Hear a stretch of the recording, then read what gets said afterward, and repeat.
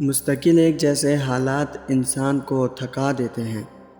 انسان کی فطرت بھی ایسی ہے کہ وہ تبدیلی چاہتا ہے۔ اگر آج وقت برا ہے تو کیا ساری عمر یہ برا ہی رہے گا؟ یاد کرو اس وقت کو جب تمہیں کوئی امید نظر نہیں آتی تھی، تب بھی تمہیں اللہ نے مشکل سے نکالا اور بہترین وسیلہ بنایا۔ پھر آخر میں تم اتنی جلدی تھک گئے ہو، کیوں تم سوچ رہے ہو کہ وہ تمہیں سن نہیں رہا؟ وہ سن رہا ہے، دیکھ بھی رہا ہے، بس تم صبر کے ساتھ اپنی دعا پر قائم رہو۔ تہجد وہ نماز ہے جس میں انسان رات کے اندھیرے میں اپنے اللہ سے ملاقات کرتا ہے۔ وہ نیند سے بیدار ہو کر اپنے رب کے آگے جھکتا ہے۔ مگر ضروری نہیں کہ کوئی تہجد پڑھتا ہو تو محبوب کی محبت ہی مانگتا ہو، کیونکہ وہ جو اللہ ہے نا، اس کی محبت میں بڑا سکون ہے۔ اور تہجد کی توفیق بھی انہیں ملتی ہے جنہیں اللہ کو راضی کرنا ہوتا ہے۔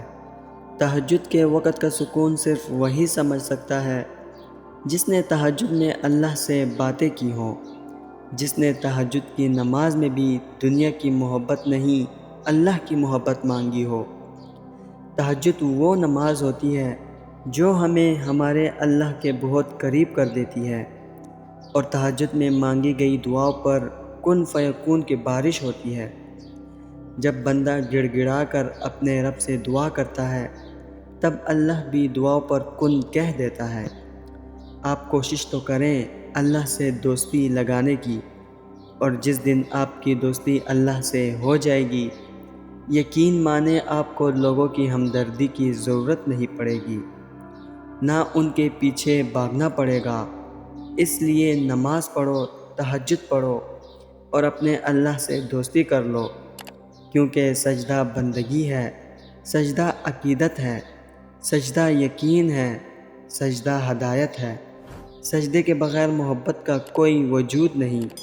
اگر سجدہ نہ ہوتا تو نہ جانے ہم اب تک زندہ بھی رہ پاتے یا نہیں۔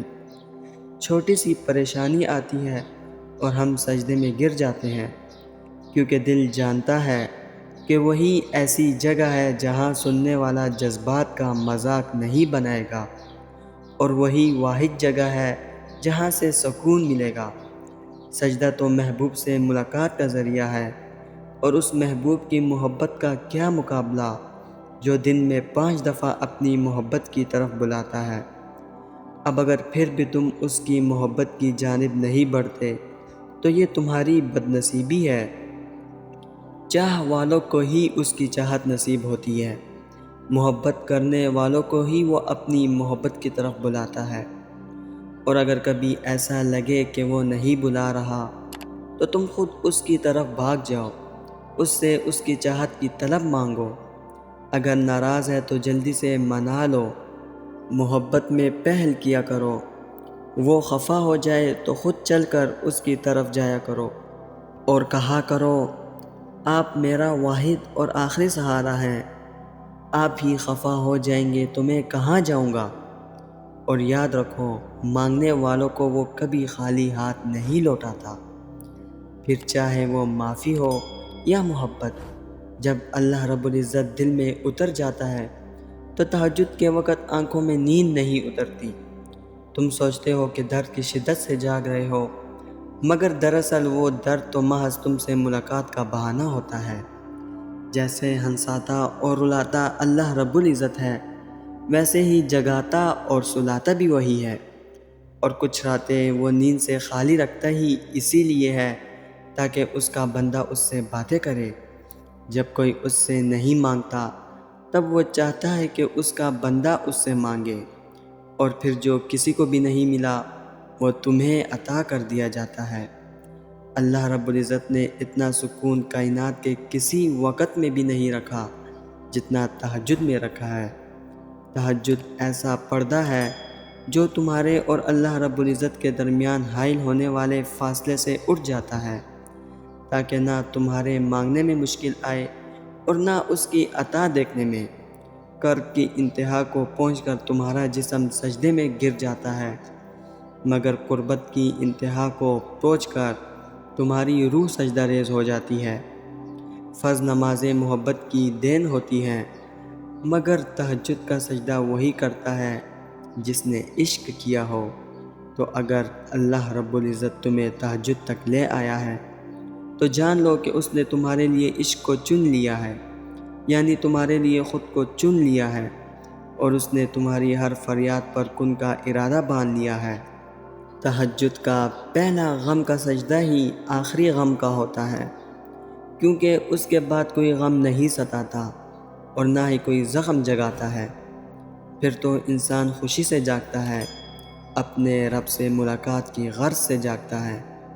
تو پھر اگر راتیں بے سکون لگتی ہیں تو راتیں اللہ رب العزت کے ساتھ گزار لیا کرو۔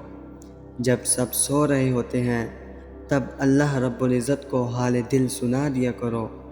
جو باتیں تنگ کرتی ہیں انہیں اللہ رب العزت کے حوالے کر کے بے فکری کی نیند سو جایا کرو۔ ہمت مت ہارو، دعا مانگتے رہو تب تک جب تک جواب نہیں مل جاتا۔ جب وہ تمہیں صبر کی انتہا پر لے آیا ہے تو یقین رکھو کہ اب آزمائش ختم ہونے والی ہے، اور پھر ہر اس چیز سے نواز دیا جائے گا جس کے لیے تم راتوں کو اٹھ اٹھ کر جھولی پھیلایا کرتے تھے۔ دعائیں کبھی بھی رد نہیں کی جاتی، پھر وہ تہجد کی دعا ہو یا کسی فرض نماز کی، پھر وہ ہنس کر مانگی گئی ہو یا روتے ہوئے، پھر وہ کسی نمازی کی ہو یا بے نمازی کی۔ جو کافر کو بھی خالی ہاتھ نہیں لوٹاتا، تمہیں کیا لگتا ہے کہ وہ تمہیں تڑپتا ہوا چھوڑ دے گا؟ نہیں، کبھی نہیں۔ وہ ذات تو بہت رحم کرنے والی ذات ہے۔ دوستو، امید کرتا ہوں اس ویڈیو سے آپ کی تکلیف میں کمی ضرور آئی ہوگی۔ ویڈیو اگر پسند آئی ہو تو لائک کر کے ویڈیو کو شیئر ضرور کر دینا، اور اگر ہمارے چینل پر نئے آئے ہیں تو چینل کو سبسکرائب کر دینا۔ انشاءاللہ ملتے ہیں اگلی ویڈیو میں۔ اللہ حافظ۔